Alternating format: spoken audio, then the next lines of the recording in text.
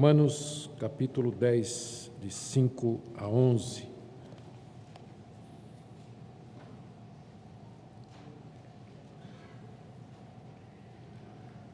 Diz assim a palavra de Deus, palavras do apóstolo Paulo. Ora, Moisés escreveu que o homem que praticar a justiça decorrente da lei viverá por ela. Mas a justiça decorrente da fé assim diz: não perguntes em teu coração quem subirá ao céu, isto é, para trazer do alto a Cristo, ou quem descerá ao abismo, isto é, para levantar Cristo dentre os mortos. Porém, o que se diz? A palavra está perto de ti, na tua boca e no teu coração. Isto é, a palavra da fé que pregamos.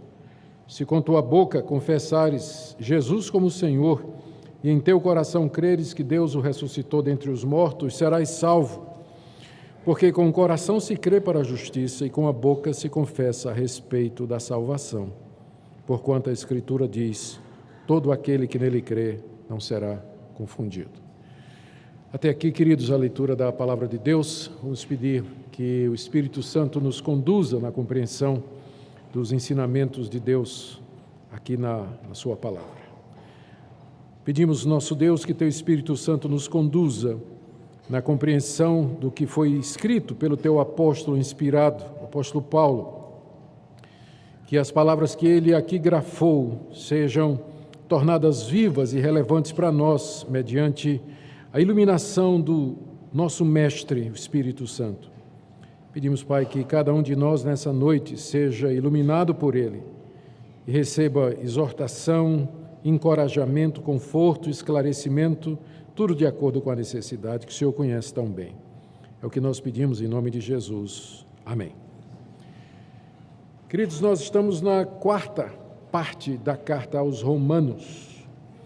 Na primeira parte, nós vimos como o apóstolo Paulo fala a respeito da perdição de toda a raça humana, não somente os gentios, os pagãos, que nunca ouviram o Evangelho, mas os próprios judeus que receberam a lei de Deus, todos estão debaixo de condenação, porque não conseguem seguir a luz que receberam de Deus. Os gentios, a luz da natureza e da consciência; os judeus, além dessas duas, também a luz da revelação escrita, a Bíblia. Paulo fala disso nos capítulos de 1 a 3.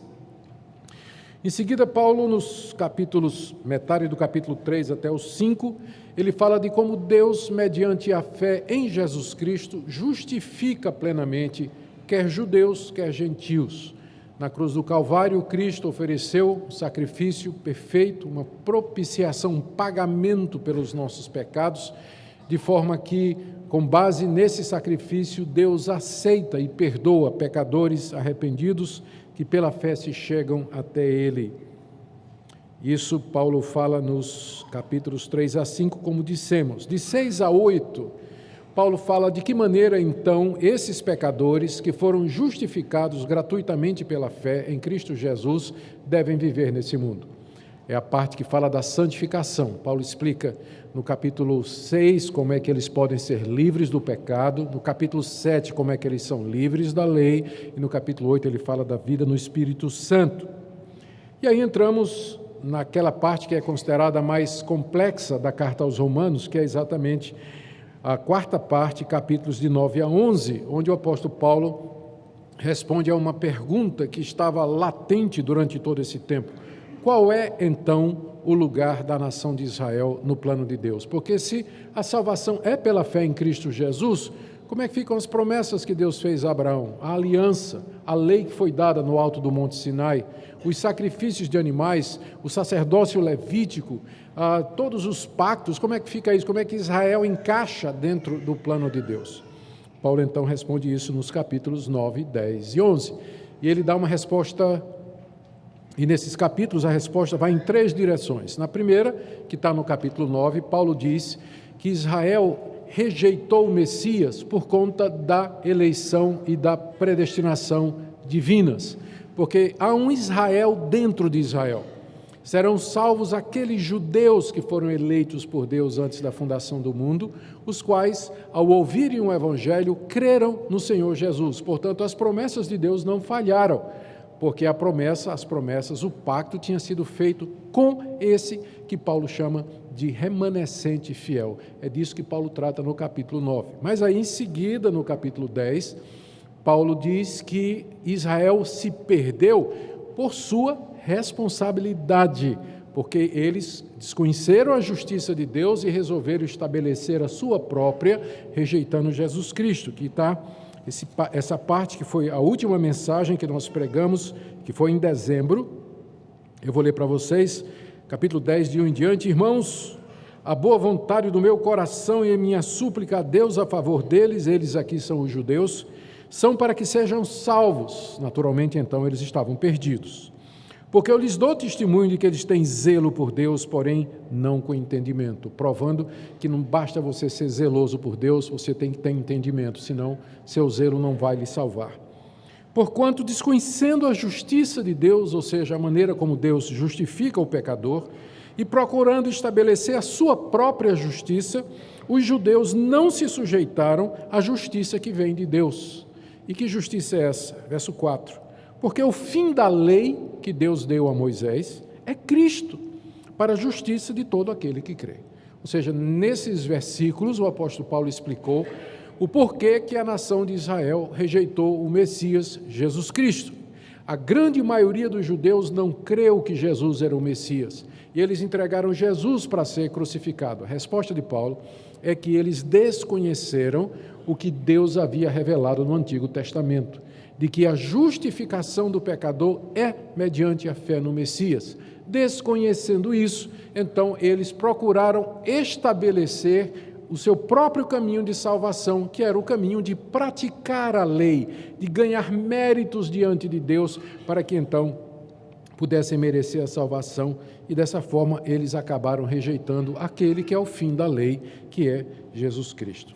Isso foi o que nós vimos na última mensagem.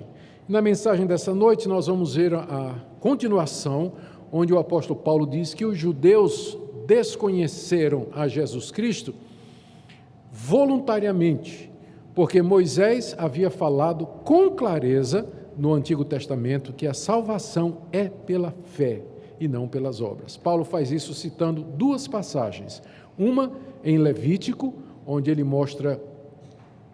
fala a respeito da justificação mediante a lei, como sendo alguma coisa impossível, e a outra passagem em Deuteronômio, onde ele interpreta para mostrar que Moisés estava falando da salvação pela fé em Cristo Jesus. E ele termina com uma citação em Isaías, no verso 11, como nós acabamos de ler. O meu objetivo nessa noite é tentar descompactar essa passagem, que é considerada por alguns como uma das passagens mais complicadas da carta aos Romanos, porque parece que Paulo está jogando Bíblia contra Bíblia, citando Moisés contra Moisés. Uma hora Moisés diz que a salvação é pela lei, e outra hora Moisés diz que a salvação é pela graça, não é? Como é que a gente resolve isso? Então, o meu objetivo é tentar entender a passagem de uma maneira clara, que faça sentido, e, mais uma vez, nos reassegurar daquilo que a Bíblia nos ensina, de que nós somos salvos pela graça na obra completa de Jesus. Meu objetivo é que você que já crê nisso se sinta renovado na sua fé, e você que talvez tenha dúvidas a respeito disso possa ser esclarecido, e que no final todos nós saiamos daqui nessa noite glorificando o nosso Deus por tão grande redenção. Vamos começar então com essa afirmação de Paulo de que o desconhecimento dos judeus para com Cristo e o caminho da salvação através dele não foi por ignorância. Paulo havia dito que a razão pela qual os judeus rejeitaram a Jesus é porque desconheceram o caminho da justificação que Deus havia determinado, que está no verso 3. Desconhecendo a justiça de Deus, eles estabeleceram a sua própria e não se sujeitaram à justiça que vem de Deus. Quando Paulo diz aqui que os judeus desconheceram o caminho da salvação, que está no Antigo Testamento, ele não está dizendo que os judeus não tiveram conhecimento, como quem nunca tinha lido, mas simplesmente que eles tiveram conhecimento, mas resolveram ignorar, e resolveram seguir o seu próprio caminho. Ou seja, o problema dos judeus não era ignorância, porque a doutrina da salvação pela fé está no Antigo Testamento.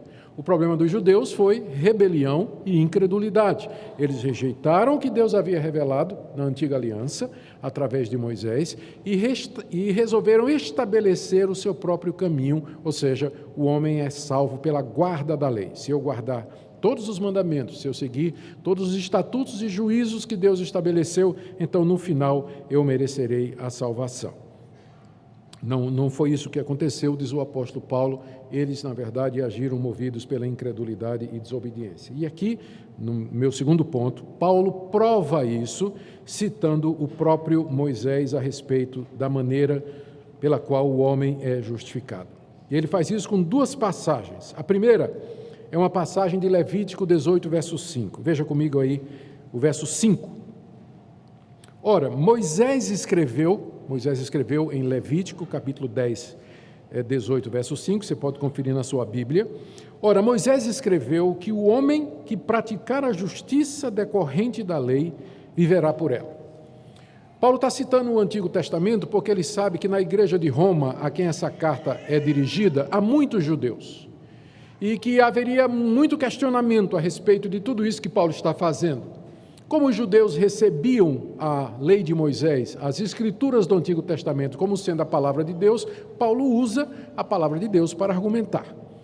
E ele diz, é como se ele dissesse, a própria escritura da antiga aliança, que vocês consideram como palavra de Deus, ela já ensina, ou ela já ensinava isso que eu estou ensinando. Por exemplo, o próprio Moisés disse que o homem que quiser praticar a justiça que vem da lei, vai viver por ela. Como Paulo está interpretando essa passagem? Essa passagem diz literalmente, lá em Levítico 18:5, os meus estatutos e os meus juízos guardareis. Isso é Deus falando para Israel. Cumprindo-os, ou seja, se alguém os cumprir, viverá por eles. Eu sou o Senhor. Então o judeu entendeu que com isso Deus estava dizendo que o caminho da vida eterna e da vida no reino messiânico era mediante a guarda dos estatutos e dos mandamentos. Então, por isso os judeus achavam que guardar a lei levava para Deus. Mas não era isso que Moisés estava dizendo. Moisés está dizendo o seguinte, os estatutos de Deus estão aqui. Se você entender que você deve cumpri-los, então você vai viver por isso. Essa vai ser a regra pela qual Deus vai lhe julgar. Você vai ter que se comportar e se conduzir por esses mandamentos. E no final o julgamento vai ser por eles. Ou seja, Moisés não estava dizendo que o homem pode ser justo mediante a guarda da lei. Ele está dizendo que se você seguir esse caminho, a sua vida toda será examinada e julgada por isso. Ele estava levantando essa possibilidade. É isso que Paulo está dizendo aqui. Aqui no verso 5 de Romanos 10. Moisés escreveu que o homem que praticar a justiça decorrente da lei viverá por ela. Viver no sentido de se comportar, de se conduzir e finalmente ser julgado por ela. E o resultado será o quê? Condenação, porque a lei não foi dada para que o homem fosse salvo. Mas a lei foi dada para mostrar que o homem precisa de Salvador, precisa de santificação. Depois de explicar essa passagem, o apóstolo Paulo agora cita mais uma passagem de Moisés. Lembrando que os judeus tinham Moisés como sendo o portador das palavras de Deus. Se Paulo puder provar em Moisés o que ele está dizendo, os judeus então não teriam o que dizer. Paulo aqui então cita as palavras de Moisés em Deuteronômio 30, de 11 a 14. Está no verso 6 até o verso 8. A passagem literalmente diz o seguinte, eu vou ler para vocês. Deuteronômio 30, de 11 a 14. Isso aqui é Deus falando à nação de Israel através de Moisés. Esse mandamento que hoje te ordeno, Israel, não é demasiado difícil, nem está longe de ti, não está nos céus para dizeres, quem subirá por nós ao céu, que nolo traga e nolo faça ouvir para que o cumpramos? Nem está além do mar para dizeres, quem passará por nós além do mar para que nolo traga e nolo faça ouvir para que o cumpramos? Pois essa palavra está muito perto de ti, na tua boca e no teu coração para cumprires. O que é que Moisés, à primeira vista, estava dizendo? Ele estava dizendo à nação de Israel o seguinte, esses mandamentos, os 10 mandamentos, as leis cerimoniais, as leis referentes ao sacrifício, a legislação civil e todo aquele conjunto de leis que compõem a legislação mosaica, Moisés diz para o povo: essas leis que vocês estão recebendo, elas não são difíceis, elas não estão longe de vocês, elas não são tão incompreensíveis e tão complicadas que você tem que perguntar: quem é que vai subir lá no céu e trazer essa lei para cá, para que eu ouça e para que eu entenda? Você não precisa também dizer: quem é que vai atravessar o mar lá do outro lado para trazer a lei para perto de mim, para que eu ouça, entenda e cumpra? Você não precisa dizer isso. Por quê? Porque a lei, na verdade, ela está perto de você, ela está na sua boca e no seu coração. Então os judeus pegaram essa passagem e disseram assim: então Moisés está dizendo que nós podemos guardar a lei, e que é fácil, que é possível guardar a lei de Deus. Então, os judeus se fortaleceram com essa interpretação, e o judaísmo do segundo templo, o farisaísmo, na época de Jesus, ensinava que o homem era salvo pela guarda da lei, inclusive citando passagens como essa de Deuteronômio, onde Moisés parece estar dizendo que é fácil guardar a lei, não é uma coisa tão impossível como ir lá no alto dos céus, e nem tão distante como ir na profundeza do mar, mas é alguma coisa que está perto de nós, portanto, é perfeitamente factível, nós podemos fazer. Essa era a interpretação corrente na época de Paulo entre os judeus para justificar que o homem se salva pela obediência. Mas aí Paulo dá a interpretação da passagem. E a interpretação é surpreendente. Ele diz que quando Moisés fala: não pergunte no seu coração quem é que vai subir ao alto para trazer a lei para que eu ouça e entenda. O que Moisés está dizendo é: quem é que vai subir ao alto para trazer a Jesus Cristo? Porque Cristo é o final da lei, Ele é o objetivo da lei, Ele é aquele que cumpre a lei. E o próprio fato do judeu perguntar: quem é que vai trazer a lei para perto de mim? Já significa que ele não pode ser salvo pelos seus méritos, ele precisa de alguém que traga a lei para ele, alguém que traga a redenção para ele. Então, na hora que Moisés diz: não pergunte quem é que vai trazer do alto a lei para que eu possa ouvir, compreender e praticar, Paulo está dizendo, ele está simplesmente falando a respeito de Jesus Cristo. Era como se, é como ele diz aqui, isto é, não pergunte no seu coração quem é que vai subir ao céu para trazer Cristo.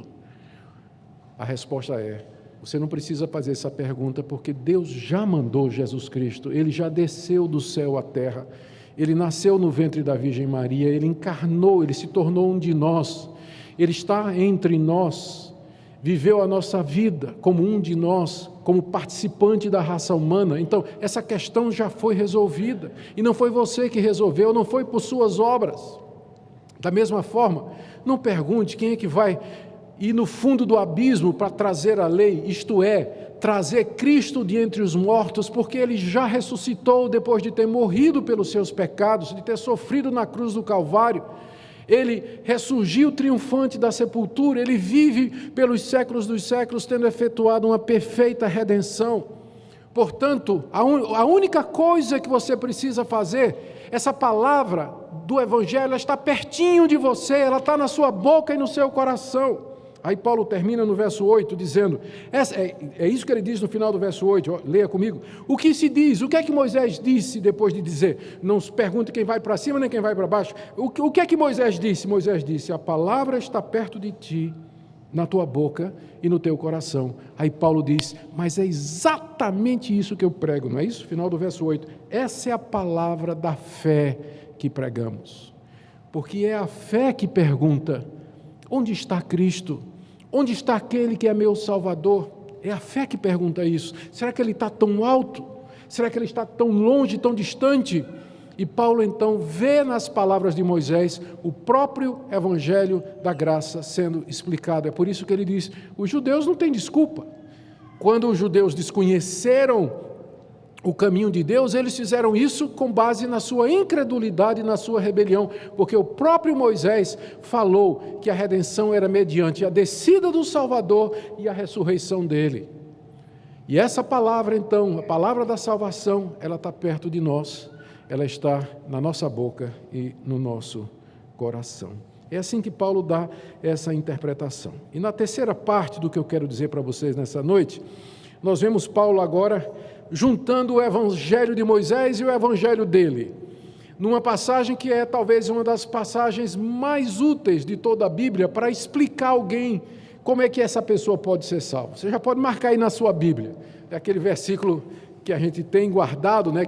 De repente você está numa conversa e alguém pergunta, tá, tudo bem, mas o que é que eu faço para ser salvo? Aí você, olha aqui, ó, se com a tua boca confessares Jesus como Senhor, e em teu coração creres que Deus o ressuscitou dentre os mortos, serás salvo.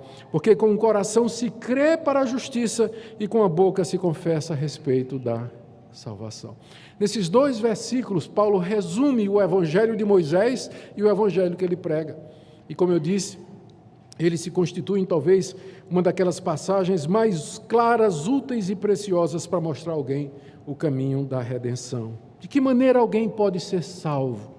Quer seja um judeu, quer seja um gentil. O que é que Moisés ensinou? O que é que Paulo ensinou? Está resumido em duas coisas que, na verdade, é apenas uma, que se expressa de duas maneiras. Primeiro, verso 9, você tem de crer de todo o coração que Deus ressuscitou Jesus de entre os mortos. Paulo diz aqui, verso 9, na parte final, se creres que Deus o ressuscitou dentre os mortos. E no verso 10, com o coração se crê para a justiça. Você tem de crer com o coração que Deus ressuscitou Jesus Cristo dentre os mortos. Você deve crer que Deus fez Jesus Cristo reviver depois de ter ficado morto pelo período de 3 dias após ter sofrido na cruz. Meus irmãos, nós não vemos mortos ressuscitar, mortos não ressuscitam. Mortos não ressuscitam, nós não vemos isso acontecer, ninguém vê isso acontecer, porque mortos não ressuscitam. Mas a condição para que você seja cristão e para que você seja salvo é que Deus fez uma exceção há 2000 anos atrás, quando Ele fez Jesus de Nazaré viver outra vez, depois de ter passado 3 dias morto e sepultado. Se você não crê nisso de coração, você não pode ser cristão e, muito menos, mais importante, você não pode ser salvo. Quando ele fala crer de coração, significa crer sinceramente, sem sombra de dúvida. O coração aqui representa o que nós somos por dentro. Crer com todas as veras da sua alma, com todo o seu intelecto, com toda a sua vontade, com tudo que você é. É a verdade mais fundamental da sua vida, que Deus ressuscitou Jesus de Nazaré daquela sepultura lá em Jerusalém há 2000 anos atrás. Esse é o princípio fundamental do cristianismo. Se você tirar isso do cristianismo, ele vira uma religião moralista, de ética, de boa vontade para com o próximo, fazer o bem para todo mundo, salve as baleias, salve a mata amazônica e por aí vai. É isso que faz o cristianismo diferente de todas as outras religiões, porque é baseado num milagre único de Deus há 2000 anos atrás, que Ele trouxe aquele carpinteiro à vida. Você crê nisso? De todo o coração, sinceramente, no fundo da sua alma. Essa é a primeira coisa que Paulo diz.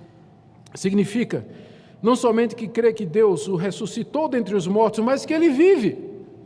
Porque Ele não ressuscitou para morrer de novo, como outras ressurreições aconteceram na Bíblia. E a diferença entre a ressurreição de Cristo e a de Lázaro, por exemplo, é que Lázaro morreu de novo. Por isso que a ressurreição de Cristo é um milagre único, exclusivo, não tem nenhum igual a Ele.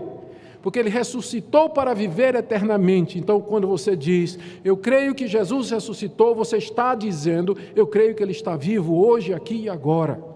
E que Ele está assentado no trono do universo e que tem todo o poder no céu e na terra. É isso que significa. E aí tem o outro lado disso, é o outro lado da mesma moeda. Como resultado inseparável e inevitável, vem a confissão pública de que Jesus Cristo é Senhor. Veja como as duas coisas estão ligadas. Verso 9, se com tua boca confessares Jesus como Senhor, e em teu coração creres que Deus o ressuscitou dentre os mortos, serás salvo. São as duas coisas, o crer no coração e o confessar com a boca. Mesma coisa quando chega no verso 10, porque com o coração se crê para a justiça, ou seja, com o coração você crê para ser justificado, e com a boca você confessa a respeito da salvação que você recebeu. As duas coisas andam juntas, crer com o coração e confessar com a boca. Por quê? Porque a boca fala do que está cheio o coração. Jesus é Senhor é a confissão mais básica e fundamental de todo o Novo Testamento. Hoje em dia, essa expressão, para nós, ela perdeu o sentido. Jesus é Senhor. O que é um Senhor? Eu cresci chamando meu pai de Senhor e minha mãe de Senhora. Ensinei meus filhos a fazer a mesma coisa. Hoje em dia, eu acho estranho quando eu vejo um moleque dizer para papai, você. Cada um cria os filhos como quiser, estou apenas dizendo que eu estranho. Né? Você cria o seu filho do jeito que você quiser, mas eu estou dizendo eu estranho. A palavra Senhor, ela perdeu esse sentido na cultura ocidental moderna. Mas na cultura do Antigo Oriente, a palavra Kyrios, que é a palavra Senhor, significava alguma coisa muito poderosa. Era o nome que se dava ao César, era o título do César, que se considerava filho de Deus e dominador de todo o mundo. Na Bíblia grega do Antigo Testamento, mais de 100 vezes a palavra Kyrios é a tradução da palavra hebraica Yahweh, que é o nome inefável de Deus. Dizer que Jesus Cristo é Kyrios, Senhor, tinha um significado muito poderoso. Significava dizer que ele não somente era Deus, mas que ele estava acima do César. Era a maior autoridade existente, não havia outro nome acima do nome dele. E ao dizer Jesus Cristo é Senhor, você estava dizendo, eu me submeto a Ele, Ele é o dono da minha vida, eu vou viver para servi-lo, vou viver para obedecer à sua vontade. Era uma confissão de discipulado, de obediência, de compromisso público com Jesus Cristo. Essas duas coisas andam juntas. Crer com o coração e confessar com a boca. Você não pode separar essas duas coisas. Quem de coração crê que Deus ressuscitou Jesus dentre os mortos, ele não vai conseguir ficar calado. Ele vai confessar com a boca, ele vai dizer, Jesus é Senhor, Ele vive. Ele é o meu Deus, Ele é Senhor de tudo e de todos, tem toda a autoridade no céu e na terra, e eu me submeto completamente a Ele. E Paulo confirma isso no verso 11 com uma passagem, mais uma, do Antigo Testamento, Isaías 28:16. Ele diz assim, porquanto a Escritura diz, e aí ele cita Isaías, todo aquele que nele crê não será confundido. Deus já havia deixado, através de Isaías, essa palavra. Todo aquele que nele, ele aqui é o Messias de quem Isaías está falando. Todo aquele que nele crê no Messias Jesus Cristo, esse não será confundido. Confundido significa não será frustrado, não ficará confuso, não fugirá amedrontado, não ficará aterrorizado, incerto, mas não terá os seus sonhos desfeitos, mas ao contrário, será assegurado da vida eterna e no dia do juízo será justificado diante de Deus e entrará no reino do Messias e viverá o shalom eterno com ele. Jamais será confundido aquele que crê em Jesus Cristo no seu coração, que Ele é o Senhor ressurreto dentre os mortos e confessa isso com a boca. Queridos, o que é que nós podemos aprender dessa passagem tão rica e impossível de destrinchar, talvez, com uma única mensagem? Primeira lição que eu queria tirar nessa noite é que a salvação sempre foi do mesmo jeito, antes de Cristo e depois de Cristo. Deus não tem dois métodos de salvação, Deus não tem dois povos. Alguns acham que Deus que tem Israel e tem a igreja como plano B. Deus nunca teve plano B, Deus sempre teve um único povo, que foi salvo sempre da mesma maneira. O evangelho sempre foi um, o evangelho de Moisés é igual ao evangelho de Paulo. Veja como Paulo diz aqui, é isso que nós pregamos, isso que Moisés ensinou, é isso que nós estamos pregando aqui. Há uma unidade entre o Antigo e o Novo Testamentos. Há um só povo. Nós fazemos parte de um povo antigo. A igreja não começou em Pentecostes, como às vezes nós dizemos. Em Pentecostes nós temos a etapa pentecostal da igreja com a presença do Espírito Santo em todo o povo de Deus, mas sempre foi uma igreja, um povo só. A igreja começa no Éden, com a palavra da redenção, de ti virá aquele que esmagará a cabeça da serpente. Pertencemos a um povo antigo. Nós não estamos aqui de ontem. Nós somos a religião mais antiga de todo o planeta. Perdemos alguns segundos para a religião das obras, que foi aquela inventada por Caim. Quer dizer, ela vem em segundo lugar, não é? Religião das obras. Mas esse é o nosso povo a que nós pertencemos pela graça de Deus. Sempre foi um povo, uma salvação, um Messias, uma mesma fé, como Paulo afirma em Efésios capítulo 4. Segunda coisa que nós podemos aprender aqui é a unidade entre os dois testamentos. O Novo Testamento se esconde no Velho, e o Velho só pode ser compreendido à luz do Novo. Se você lê o Antigo Testamento sem o pressuposto de Cristo, você vai ter a mesma leitura dos judeus. Qual a diferença entre nós e os judeus? Porque ambos temos o Antigo Testamento como palavra de Deus. O judeu recebe o Antigo Testamento como palavra de Deus. É claro que ele não chama de Antigo Testamento. Quem chama de Antigo é nós, porque temos um Novo, né? Mas para o judeu é a Torá, não é? A palavra de Deus, as Escrituras. Qual é a diferença da leitura deles e da nossa? É porque nós lemos o Antigo Testamento do ponto de vista cristão, cristologicamente, tendo Jesus como sendo o centro das Escrituras do Antigo Testamento. Nós já sabemos que ele é o tema central do Antigo Testamento. As genealogias do Antigo Testamento conduzem a Cristo. O sistema sacrificial aponta para Cristo. As histórias do Antigo Testamento apontam para Jesus. As instituições de Israel apontam para Jesus Cristo. A lei aponta para Jesus Cristo. Nós lemos as Escrituras a partir de Jesus Cristo. Elas, portanto, fazem sentido. É isso que Paulo está fazendo aqui, por exemplo, quando ele interpreta Deuteronômio. Uma terceira lição que nós tiramos aqui é a ratificação, ou mais uma vez, o reforço do que nós temos ensinado aqui nesse púlpito e os demais pastores também, de que o homem é justificado diante de Deus, não por obras da lei, não por mérito, mas mediante a fé na obra completa de Jesus Cristo. E essa fé se manifesta da seguinte maneira, ela é esmiuçada, ela significa você crer no seu coração na ressurreição de Jesus Cristo, como aquele milagre exclusivo há 2000 anos atrás, e você confessar publicamente essa fé que Jesus Cristo é Senhor. As duas coisas estão intimamente ligadas. E outra lição que nós tiramos aqui é que grande redenção. A palavra, portanto, a salvação, portanto, está ao seu alcance, porque ela não está lá no céu, no alto dos céus, e ela não está lá no fundo do mar. Ela está na tua boca e no teu coração.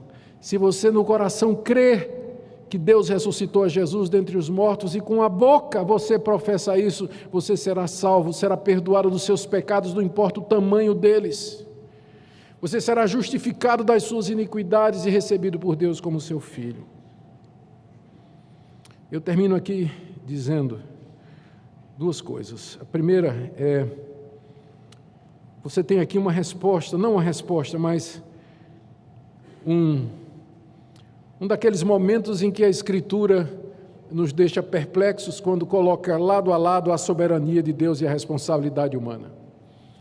No capítulo 9, como eu disse, Paulo explica a rejeição de Israel com base na soberania de Deus. Ele diz: Israel rejeitou o Messias porque somente os escolhidos por Deus é que podiam crer. Então, a rejeição de Israel é resultado da soberania de Deus, da predestinação e da eleição. Muito bem.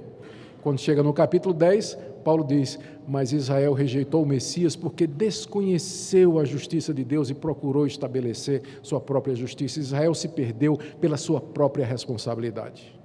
E aqui você tem a resposta para aquela pergunta que todo reformado faz, especialmente vocês que estão conhecendo a fé reformada agora. Como é que eu reconcilio a soberania de Deus com a responsabilidade humana? Eu vou dar a resposta de Spurgeon: a gente não reconcilia amigos.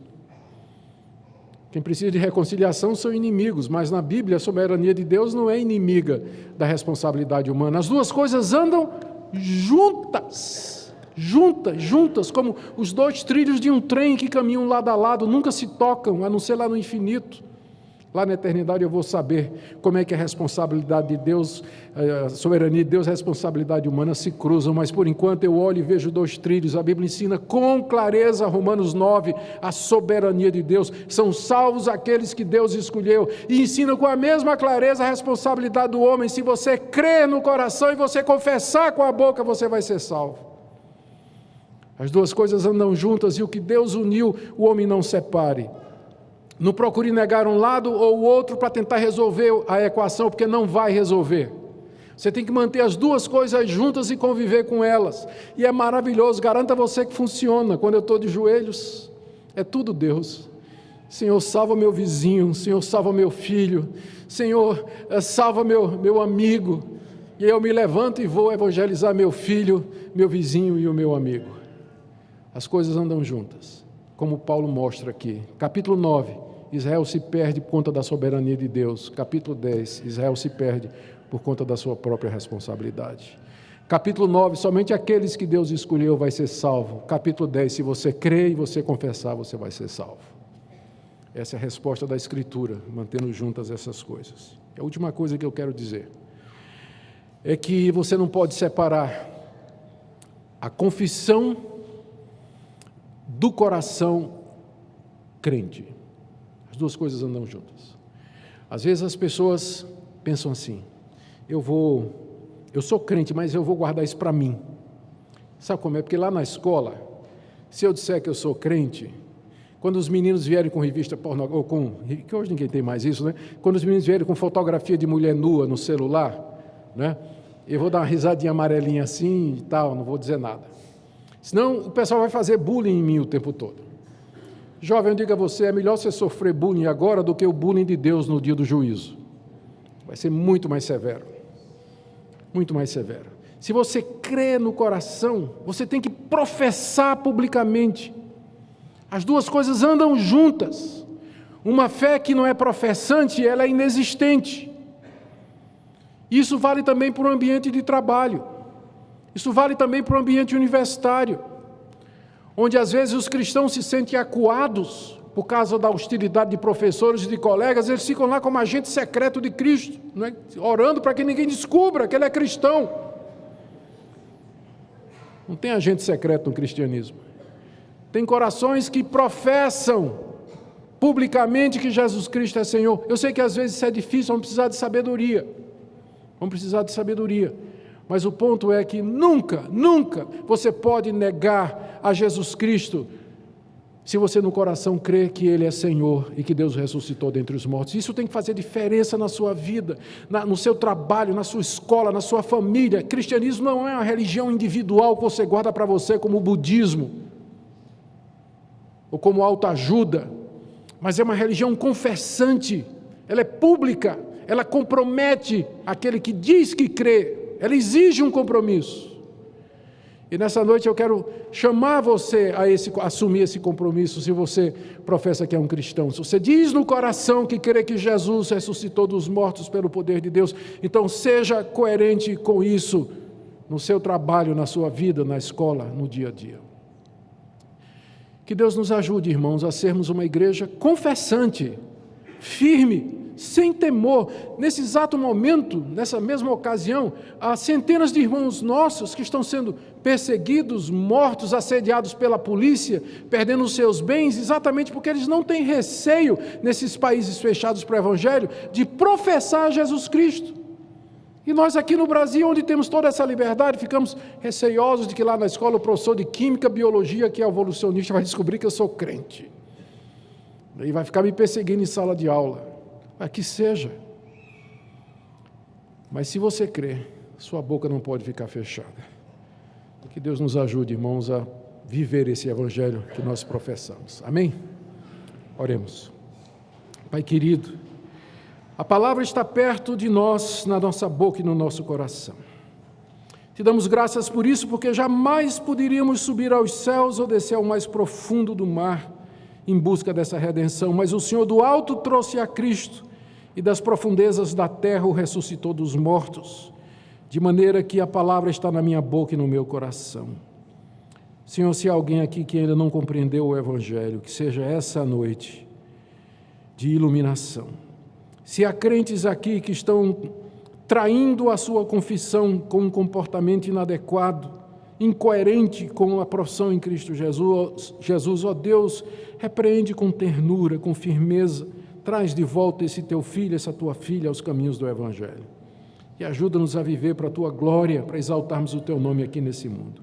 Pedimos em nome de Jesus. Amém.